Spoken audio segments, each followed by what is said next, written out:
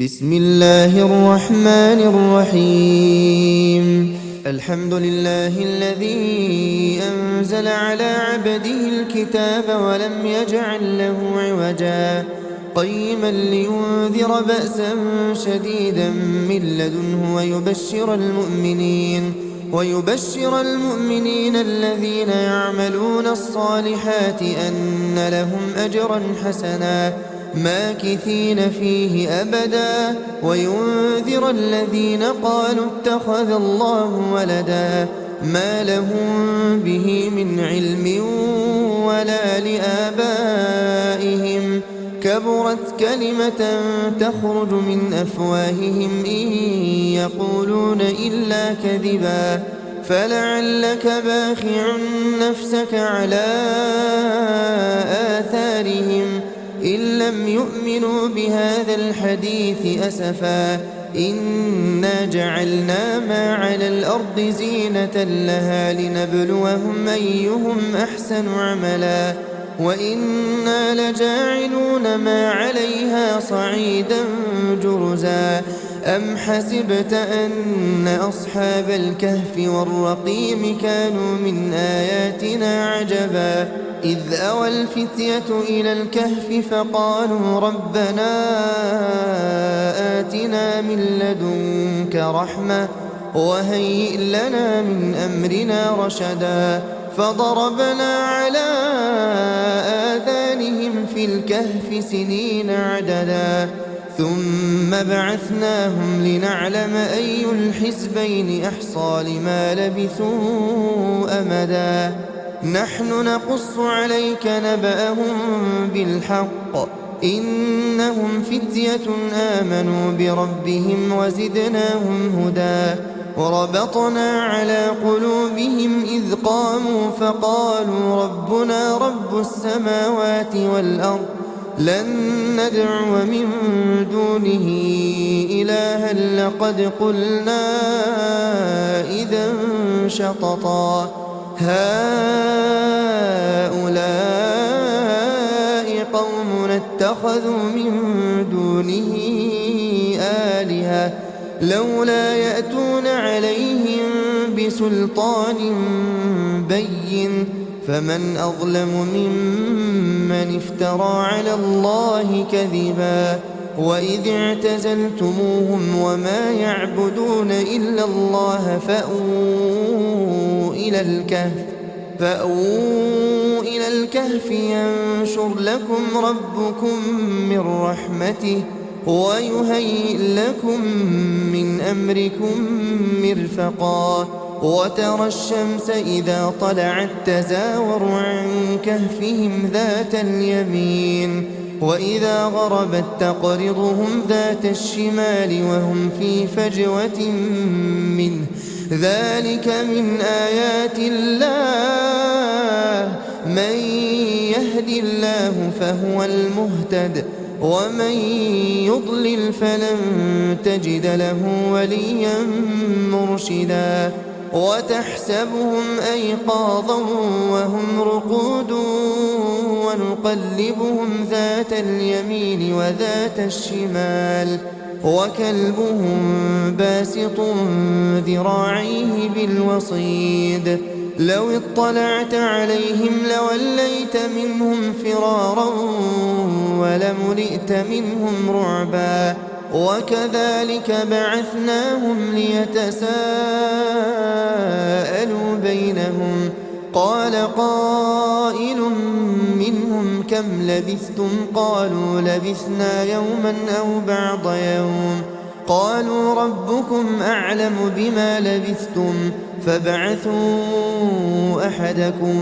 بورقكم هذه إلى المدينة فلينظر أيها أزكى طعاما فليأتكم برزق منه وليتلطف ولا يشعرن بكم أحدا إنهم إن يظهروا عليكم يرجموكم أو يعيدوكم في ملتهم ولن تفلحوا إذا أبدا وكذلك أعثرنا عليهم ليعلموا أن وعد الله حق وأن الساعة لا ريب فيها إذ يتنازعون بينهم أمرهم فقالوا ابنوا عليهم بنيانا ربهم أعلم بهم قال الذين غلبوا على أمرهم لنتخذن عليهم مسجدا سيقولون ثلاثة رابعهم كلبهم ويقولون خمسة سادسهم كلبهم رجما بالغيب ويقولون سبعة وثامنهم كلبهم قل ربي أعلم بعدتهم ما يعلمهم إلا قليل فلا تمار فيهم إلا مراء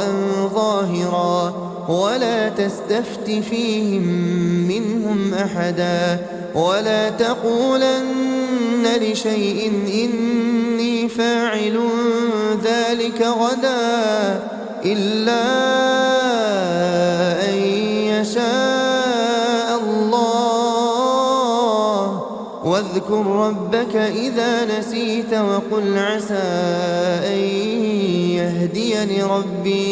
وقل عسى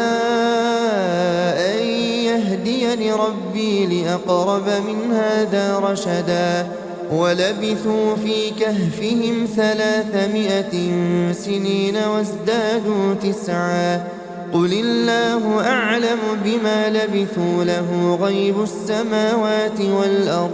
أبصر به وأسمع ما لهم من دونه من ولي ولا يشرك في حكمه أحدا واتل ما أوحي إليك من كتاب ربك لا مبدل لكلماته ولن تجد من دونه ملتحدا واصبر نفسك مع الذين يدعون ربهم بالغداة والعشي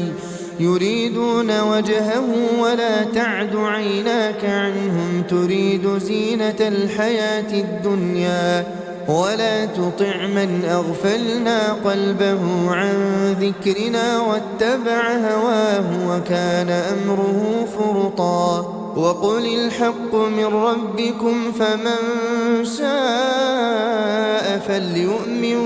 ومن شاء فليكفر إنا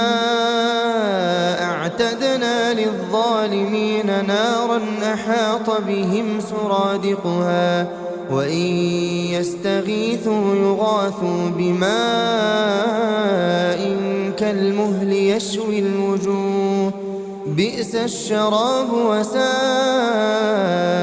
مرتفقا إن الذين آمنوا وعملوا الصالحات إنا لا نضيع أجر من أحسن عملا أولئك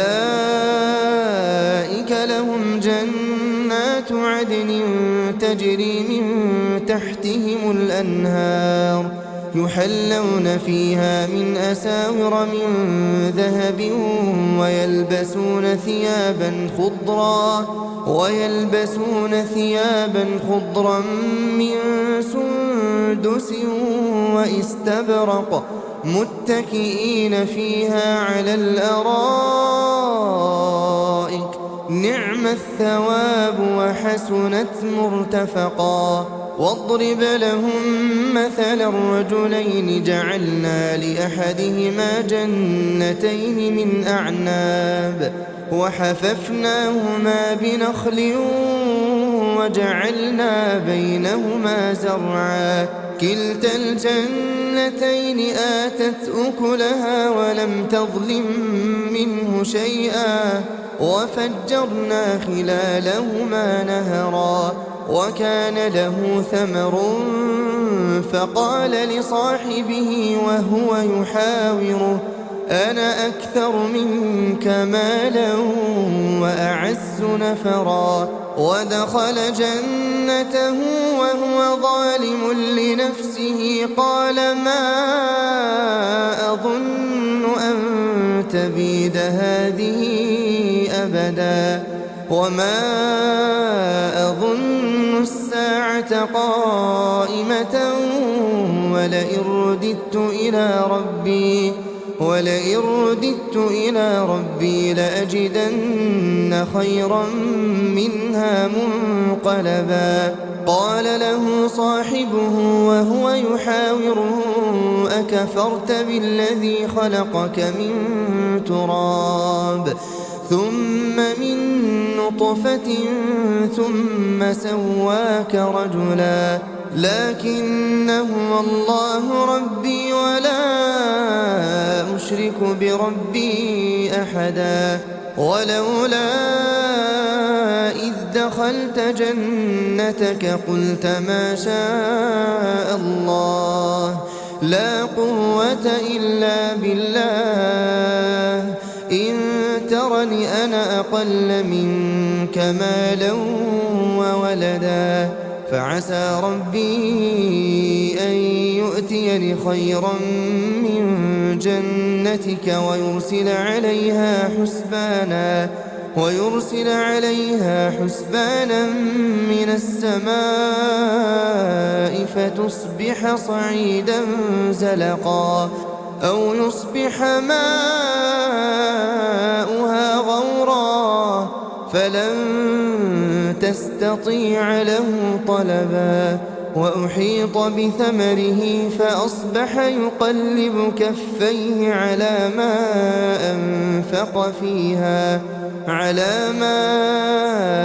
أنفق فيها وهي خاوية على عروشها ويقول يا ليتني لم أشرك بربي أحدا ولم تكن له فئة ينصرونه من دون الله وما كان منتصرا هنالك الولاية لله الحق هو خير ثوابا وخير عقبا واضرب لهم مثل الحياة الدنيا كماء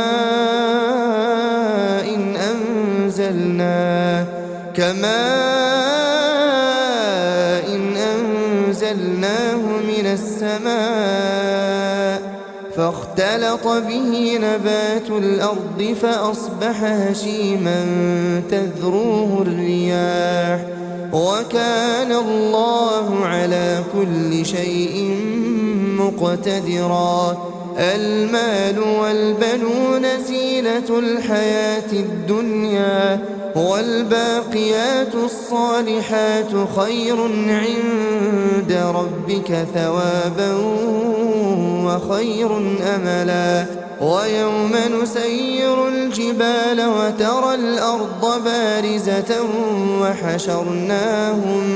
وحشرناهم فلم نغادر منهم أحدا وعرضوا على ربك صفا لقد جئتمونا كما خلقناكم أول مرة بل زعمتم أن لن نجعل لكم موعدا ووضع الكتاب فترى المجرمين مشفقين مما فيه ويقولون يا ويلتنا ما لهذا الكتاب لا يغادر صغيرة ولا كبيرة إلا أحصاها ووجدوا ما عملوا حاضرا ولا يظلم ربك أحدا وإذ قلنا للملائكة اسجدوا لآدم فسجدوا إلا إبليس كان من الجن ففسق عن أمر ربه أفتتخذونه وذريته أولياء من دوني وهم لكم عدو بئس للظالمين بدلا ما أشهدتهم خلق السماوات والأرض ولا خلق أنفسهم وما كنت متخذ المضلين عضدا ويوم يقول نادوا شركائي الذين زعمتم فدعوهم فلم يستجيبوا لهم وجعلنا بينهم موبقا ورأى المجرمون النار فظنوا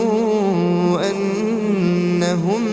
مواقعوها ولم يجدوا عنها مصرفا ولقد صرفنا في هذا القرآن للناس من كل مثل وكان الإنسان أكثر شيء جدلا وما منع الناس أن يؤمنوا إذ جاءهم الهدى ويستغفروا ربهم إلا أن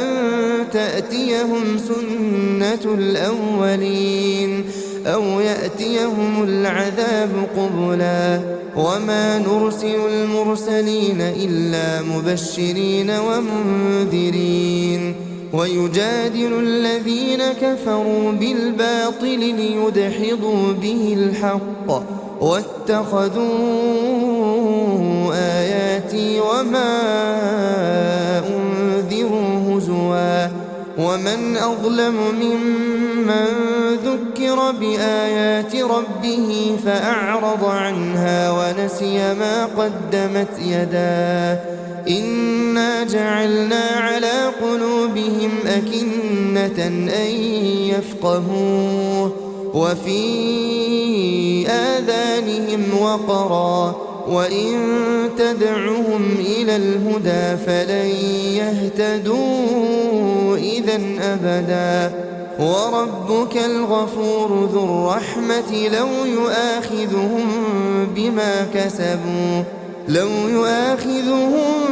بما كسبوا لعجل لهم العذاب بل لهم موعد لن يجدوا من دونه موئلا وتلك القرى أهلكناهم لما ظلموا وجعلنا لمهلكهم موعدا وإذ قال موسى لفتاه لا أبرح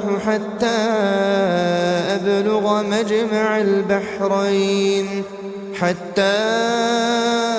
أبلغ مجمع البحرين أو أمضي حقبا فلما بلغا مجمع بينهما نسيا حوتهما فاتخذ سبيله في البحر سربا فلما جاوزا قال لفتاه آتنا غداءنا لقد لقينا من سفرنا هذا نصبا قال أرأيت إذ أوينا إلى الصخرة فإني نسيت الحوت وما أنسانيه إلا الشيطان أن أذكره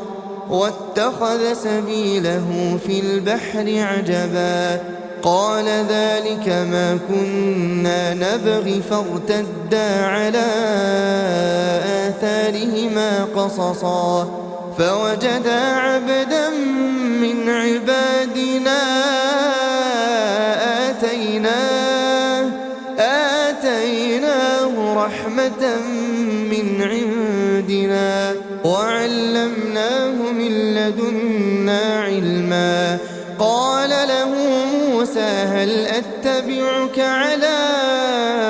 أن تعلمني مما علمت رشدا قال إنك لن تستطيع معي صبرا وكيف تصبر على ما لم تحط به خبرا قال ستجدني إن شاء الله صابرا إن شاء الله صابرا ولا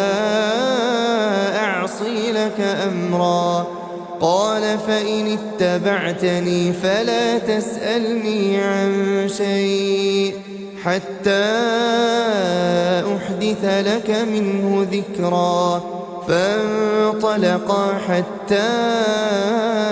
إذا ركبا في السفينة خرقها قال أخرقتها لتغرق أهلها لقد جئت شيئا إمرا. قال ألم أقل إنك لن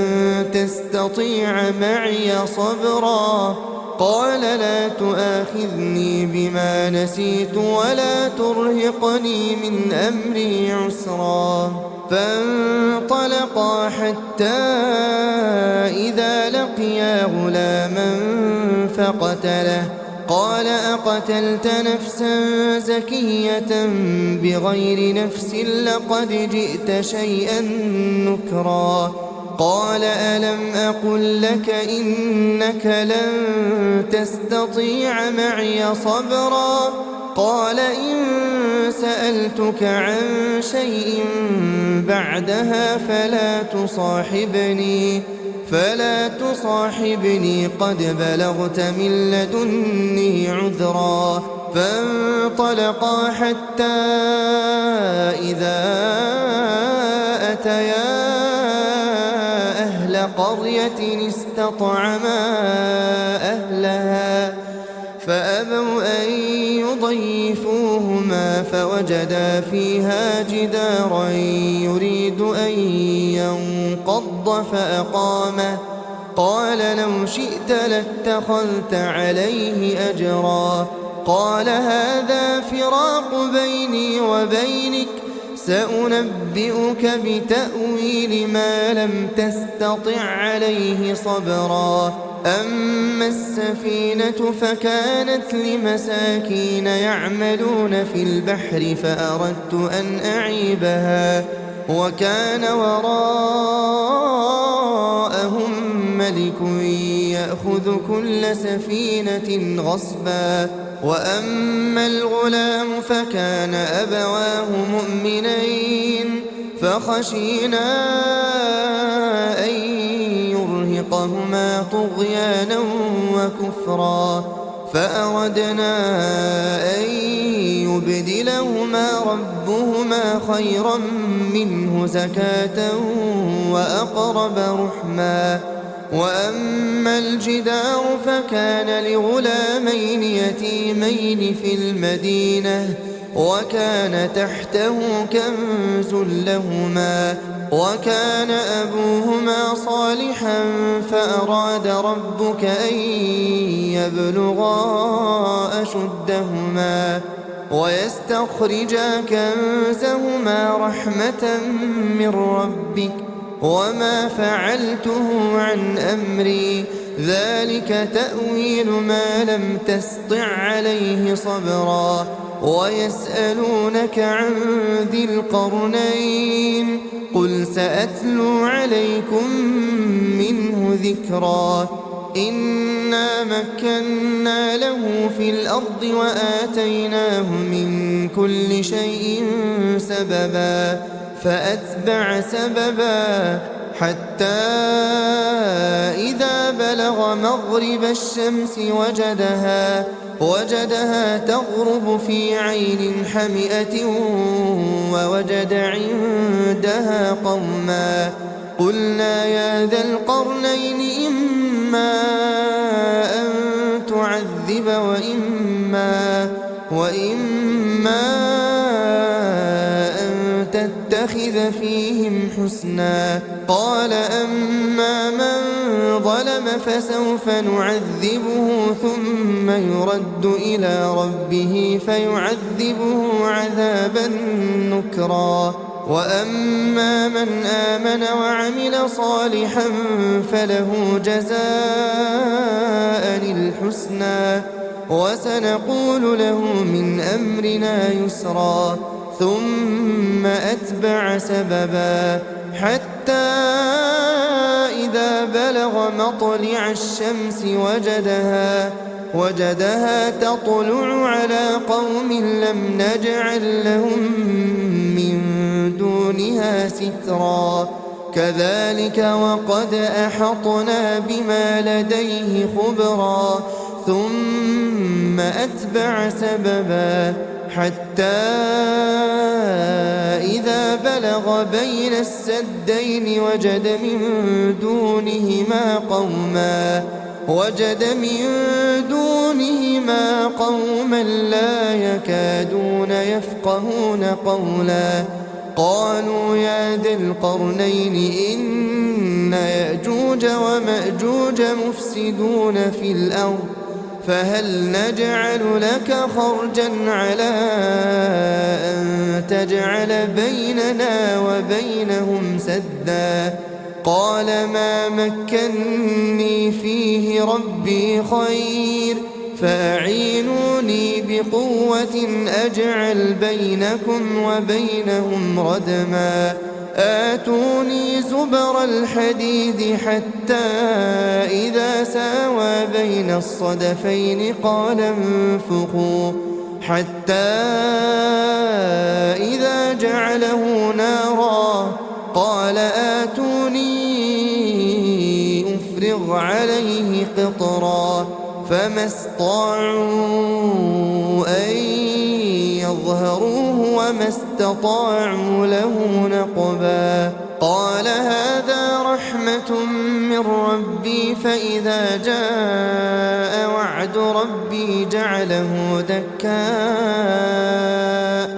وكان وعد ربي حقا وتركنا بعضهم يومئذ يموج في بعض ونفخ في الصور فجمعناهم جمعا وعرضنا جهنم يومئذ للكافرين عرضا الذين كانت أعينهم في غطاء عن ذكري وكانوا لا يستطيعون سمعا أفحسب الذين كفروا أن يتخذوا عبادي من دوني أولياء إنا أعتدنا جهنم للكافرين نزلا قل هل ننبئكم بالأخسرين أعمالا الذين ضل سعيهم في الحياة الدنيا وهم يحسبون أنهم يحسنون صنعا أولئك الذين كفروا بآيات ربهم ولقائه فحبطت أعمالهم فلا نقيم لهم يوم القيامة وزنا ذلك جزاؤهم جهنم بما كفروا واتخذوا آياتي ورسلي هزوا إن الذين آمنوا وعملوا الصالحات كانت لهم جنات الفردوس نزلا خالدين فيها لا يبغون عنها حولا قل لو كان البحر مدادا لكلمات ربي لنفد البحر قبل أن تنفد كلمات ربي ولو جئنا بمثله مددا قل إنما أنا بشر مثلكم يوحى إلي أنما إلهكم إله واحد فمن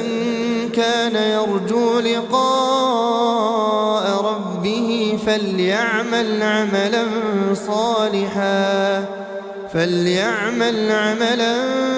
صالحا ولا يشرك بعبادة ربه أحدا.